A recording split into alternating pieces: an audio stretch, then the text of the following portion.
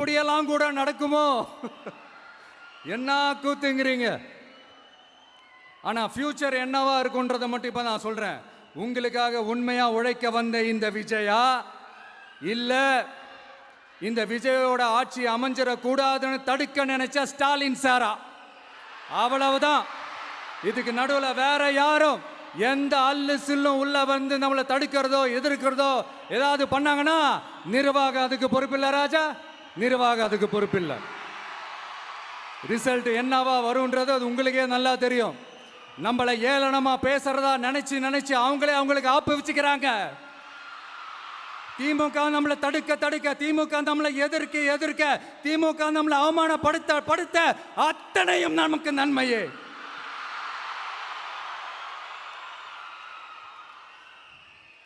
ஒன்று கவனிச்சிங்களா மக்களே? நம்ம ஆட்சிக்கு வந்ததுக்கு அப்புறம் ஒரு விஷயம் ஒன்று நடந்துகிட்டு இருக்கு. இது இந்த ஜென்சி தலைமுறையை அட்ராக்ட் பண்றதுக்காக இங்கிலீஷ் தமிழ் கலந்த அறிக்கை அது சொல்ல வந்த நினைச்சிங்களா? அந்த காமெடி எல்லாம் கிடையாது. அடுத்து இந்த ரியாலிட்டியை மறந்துட்டு இந்த ரீல்ஸ் போடுறது அது சொல்ல வந்தீங்களா? அந்த காமெடியும் கிடையாது. இது சீரியஸாக ஒரு விஷயம் நடந்துகிட்டு இருக்கு. முன்னெல்லாம் சட்டசபையில் யார் பேசுனா நமக்கு என்ன, யார் அடிச்சுக்கிட்டா நமக்கு என்னன்னு இருந்த கூட்டம்லாம் இப்போ சட்டசபையில் என்ன நடக்குது, என்ன பேசிக்கிறாங்கன்றது ரொம்ப உன்னிப்பாக கவனிக்கிறாங்க. கவனிச்சிங்களா? திமுக ஸ்டைல்லே சொல்லணும்னா ரீல்ஸ் போட்ட கூட்டம்லாம் இப்போ நியூஸ் பார்த்துக்கிட்டு இருக்கிறாங்க. அதில் நமக்கு சந்தோஷம் தான், பெருமை தான். நம்மளுடைய யங்ஸ்டர்ஸ், நம்ம பெண்கள் எல்லாம் அந்த அரசியல் என்னன்னு தெரிஞ்சுக்கணும், அந்த அரசியல் என்னன்னு புரிஞ்சுக்கணும்னு அப்படி ஒரு விழிப்புணர்வு ஏற்பட்டிருக்கு. அதில் எங்களுக்கு சந்தோஷம் தான். இதெல்லாம் யாரால நடந்திருக்கின்றது நான் சொல்லி தான் உங்களுக்கு தெரியணும்னு அவசியம் இல்லை, அது உங்களுக்கே நல்லா தெரியும். இப்படிப்பட்ட நம்ம தெய்வங்களை, இப்படிப்பட்ட நம்ம மக்களை தற்குறின்றது இன்னமும் சொல்லிக்கிட்டு இருக்கிறாங்க. நான் காஞ்சிபுரத்தில் சொன்னதை தான் இங்கே நான் திரும்பவும் ரிப்பீட் பண்ணுறேன். நீங்கள் தற்குறின்னு சொன்னீங்களே, அவங்க தான் உங்களோட அரசியல் வாழ்க்கையே ஒரு கேள்விக்குறி ஆக்கியிருக்கிறாங்க. கேள்விக்குறி ஆக்கிட்டாங்க, இன்னமும் ஆக்க போறாங்க. அன்னைக்கு நான் சொன்னப்போ சிரிச்சவங்களாம் இன்னைக்கு என்ன பண்ண போறாங்களோ? உண்மையை சொன்னாதான் அந்த கூட்டத்துக்கு கசக்குமே. உண்மையிலே நீங்க மக்கள் மனசை புரிஞ்சு வச்சிருந்தீங்கன்னா நீங்க இப்படி மக்களை தப்பாவே பேசியிருக்க மாட்டீங்க. அது என்ன, அப்புறம் அரசியல் புரிதல் இல்லாம மக்கள் நமக்கு ஓட்டு போட்டுட்டாங்களாம். இந்த கவர்ச்சியில மயங்கி மக்கள் நமக்கு ஓட்டு போட்டுட்டாங்களா? நான் என்ன, சரி விடுங்க.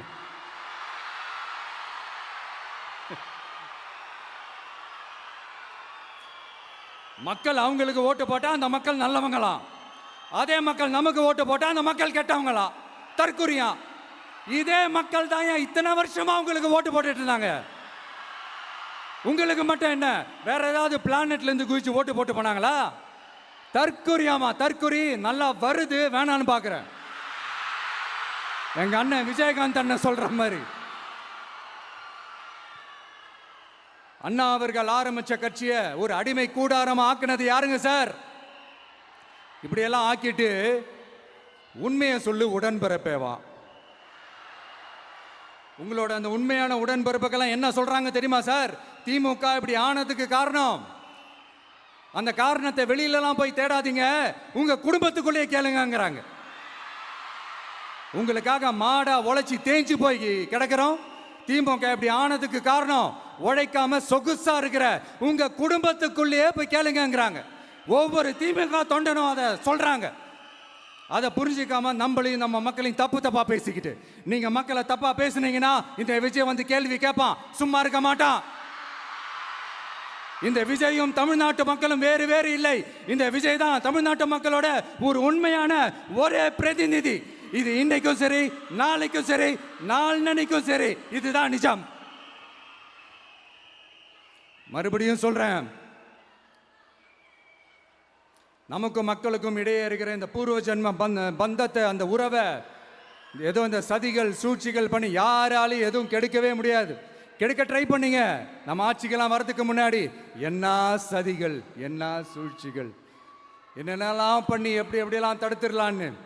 ஆனால் இப்போ ஆட்சிக்கு வந்த இந்த சாமானிய மக்கள் ஆட்சியை நீங்கள் இந்த எதிர்கட்சியாக இருக்கும் போது ஒன்று யூஸ் பண்ணுவீங்கள்ல, இந்த பழைய டெக்னிக்கு, அதெல்லாம் யூஸ் பண்ணி நம்மளையும் மக்களையும் பிரிச்சலாம்னு நினைச்சீங்கன்னா அது ஒரு காலம் நடக்காது. மக்கள்லாம் ரொம்ப தெளிவாயிட்டாங்க சார், ரொம்ப தெளிவாயிட்டாங்க.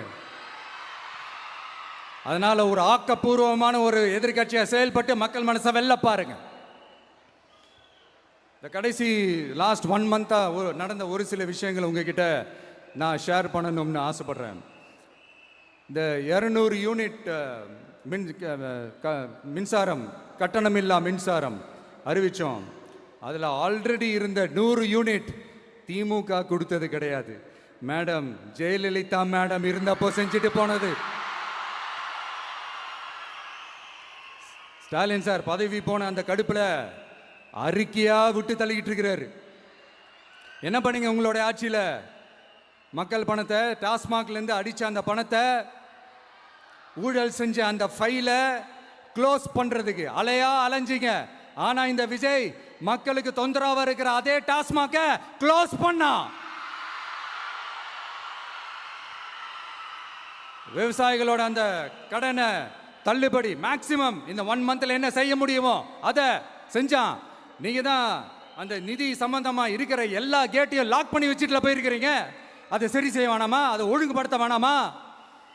அதனால மறுபடியும் சொல்றேன், இந்த விஜய் பொய் சொல்லி ஏமாத்துறதுக்காகலாம் அரசியலுக்கு வரல. உங்க கூடவே நிக்கிறதுக்காக மட்டும்தான் அரசியலுக்கு வந்திருக்கிறேன். அதுல எந்த மாற்று கருத்துமே கிடையாது. கவலையப்படாதீங்க விவசாய பெருமக்களே. அடுத்து இந்த சட்டம் ஒழுங்கு, அது சரியில்லை இது சரியில்லைன்னு சொல்லி திமுகவும் மற்றும் பலரும் மாறி மாறி கூவுறீங்க. நான் ஒன்று கேட்குறேன், இந்த மாடல் அரசுன்னு சொல்றீங்களே, அதில் என்ன செஞ்சு வச்சுட்டு போயிருக்கீங்க? ஒரு ஊர் விடாம, ஒரு தெரு விடாம போதைப் பொருள் கலாச்சாரம் அப்படியே ஸ்ப்ரெட் ஆகி கொட்டி கிடக்குது. அது அப்பவே இனிஷியல் ஸ்டேஜ் அதை நீங்க கண்ட்ரோல் பண்ணியிருந்தீங்கன்னா இத்தனை பெண்களை இழக்க வேண்டிய ஒரு சூழ்நிலை ஏற்பட்டிருக்குமா? எல்லாத்தையும் பண்ணிட்டு பழிய தூக்கி ஏன் மேல போடுறாங்க. நீங்க என்ன பழி நம்ம மேல போட்டாலும் மக்கள் நிம்மதியா வாழக்கூடிய அந்த செயலை கண்டிப்பா இந்த விஜய் செஞ்சு தான் காட்டுவான். அதுக்காக தான் எஃபிஷியன்டான போலீஸ் ஆஃபீஸர்ஸ் நான் அப்பாயிண்ட் பண்ணியிருக்கிறேன். எஃபிஷியன்டான அந்த போலீஸ் ஆஃபீஸர்ஸ் டீம் நான் அப்பாயிண்ட் பண்ணியிருக்கிறேன். பெண்கள் பாதுகாப்பான அந்த சிங்கப்பெண் காவல் படை நெக்ஸ்ட் வீக் அதை இனாகரேட் பண்ண போறோம். தப்பு செஞ்சவங்களுக்கான தண்டனை, அதுக்கான சார்ஜ் ஷீட் எல்லாமே ரொம்ப ஃபாஸ்டா ரொம்ப ஸ்பீடா செய்யறதுக்கான அந்த வேலையை செய்ய சொல்லி இருக்கிறோம். கோர்ட்ல கூட தப்பு செஞ்சவங்களுக்கான அந்த கடுமையான தண்டனை வாங்கி கொடுக்கறதுக்கான அந்த வேலையையும் ரொம்ப சீக்கிரமா செய்ய சொல்லி இருக்கிறோம். அதனால நீங்க என்ன பழி நம்ம மேல போட்டாலும் உண்மையா உறுதியா மக்களுக்கு தேவையான எல்லா விஷயங்களையும் இந்த விஜய் செஞ்சு தான் காட்டுவான். இப்படியெல்லாம் நம்ம சொல்றதுனால இவங்க என்ன சொல்லுவாங்க தெரியுமா? அவங்க தான் ஆட்சியிலே இல்லையே, அப்புறம் ஏங்க அவங்கள குறை சொல்றீங்க அப்படின்னு கேட்பாங்க. வேர்ல வெந்நியை ஊத்திட்டு போனவங்கள வெளிச்சம் போட்டு காட்டாம பின்ன வேற என்ன சொல்லுவாங்க? இதெல்லாம் மக்கள் கிட்ட நம்ம தெளிவாக எடுத்து சொல்லணும் இல்லையா? அதுக்காக தான் இதெல்லாம் சொல்லிட்டு இருக்கிறேன். நம்ம மக்களுக்காக இவ்வளோ வேலை பார்க்குறோம், ஆனால் இவங்க அதையெல்லாம் விட்டுட்டு குதிரை பேரம் பண்ணுறாரு, அது பண்ணுறாரு, இது பண்ணுறாருன்னு சொல்லிட்டு தப்பாக கதையெல்லாம் அடித்து விட்டுக்கிட்டு இந்த தீய சக்தியும் தீந்து போன சக்தியும் அதாங்க திமுகவும் மற்றும் பலரும் ஒன்னா சேர்ந்துக்கிட்டு திருட்டுத்தனமா யாருக்கும் தெரியாம ஒரு ஓரமா மூலையில உட்கார்ந்துட்டு பேரம் பேசி கூட்டு சேர்ந்து ஆட்சி அமைச்சு கொள்ளையடிக்க திட்டம் போட்டாங்க. அது ஏன் தெரியுமா? உங்களோட இந்த டிவிக்கு ஆட்சி அமைஞ்சா அவங்க பொழப்பே போயிடும். அந்த கொள்ளையடிக்கிறது, லஞ்சம், ஊழல் எல்லாமே கத்தம். அதான் இந்த காரணம். அடுத்து ஸ்டாலின் சார், திமுக இப்போ தீய சக்தி மட்டும் இல்ல, மக்களை விட்டு ரொம்ப தூரமா போன தூர சக்தி, ஓர சக்தி, கோர சக்தி, பார சக்தி. நீங்க எப்போ இந்த தீந்து போன சக்தியோட நீங்க கூட்டு சேர்ந்துக்கிட்டு ஆட்சி அமைக்கணும்னு நினைச்சீங்களோ அப்பவே இந்த திமுக தூர்ந்து போன சக்தியாகவும் ஆயிடுச்சு. நீங்களாம் நம்மளை பத்தி அவதூறு பேசலாமா சார்? இது நியாயமா? மக்களை இவ்வளவு பெரிய மக்கள் சக்தி நம்மளோடு இருக்கும் போது நமக்கு எதுக்கு வேற அரசியல்? எலெக்ஷன்ல 50-60 வருஷமா இருந்த சாதிய உடைச்சிருக்கிறோம், மதத்தை உடைச்சிருக்கிறோம், காசு கொடுத்து ஓட்டு வாங்கறத உடைச்சிருக்கிறோம். நாம எது செஞ்சாலும் கான்ஸ்டிடியூஷன்ல தான் செய்வோம். நாம சிங்கிள் மெஜாரிட்டி வாங்கி இருந்தாலும் நம்மளை நம்பி முறையா கூட்டணியில கட்சியில ஆதரிக்க வர்றவங்களை அரவணைச்சு தான் இருப்போம். நான் இப்பவும் மீண்டும் டிக்ளேர் பண்றேன், டிவிகே ஆட்சி எந்த பாகுபாடும் இல்லாம எல்லாருக்குமான ஒரு ஆட்சியா தான் இருக்கும். அதுல எந்த மாற்றமும் கிடையாது. ஸ்டாலின் சார் மாதிரி ஊசலாட்டம் இருக்கவே இருக்காது. மதச்சார்பற்ற கொள்கையில சமரசமே இல்லை. மாநில உரிமைகள்ல விட்டு கொடுக்கவே மாட்டோம். நதி நீர் உரிமைகளை விட்டு கொடுக்கவே மாட்டோம். சமூக நீதி, சம நீதிய, சமத்துவ நீதிய ஒரு நாளும் விட்டு கொடுக்கவே மாட்டோம். அதனால திருச்சி கிழக்கு தொகுதி மக்களே, தமிழ்நாட்டில் இருக்கிற 234 தொகுதியும் நம்ம தொகுதி தான். அதுல எந்த கட்சி ஜெயிச்சிருந்தாலும் அது நம்ம தொகுதி தான். பெரம்பூரா இருக்கட்டும், திருச்சி கிழக்கா இருக்கட்டும், எனக்கு 2 கண்கள் மாதிரி. அதுலயும் திருச்சி கிழக்கு என் செல்ல புள்ள மாதிரி.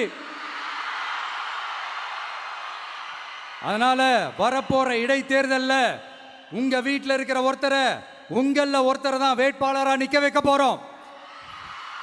நீங்க எப்படி இந்த விஜய்க்கு ஆதரவு கொடுத்து ஓட்டு போட்டு ஜெயிக்க வச்சீங்களோ, அதே மாதிரி வரப்போற இடைத்தேர்தல்ல உங்களுடைய அந்த வேட்பாளரையும் ஜெயிக்க வைப்பீங்கன்ற அந்த ஒரு நம்பிக்கை நான் முழுமையாக தான் நம்புறேன்.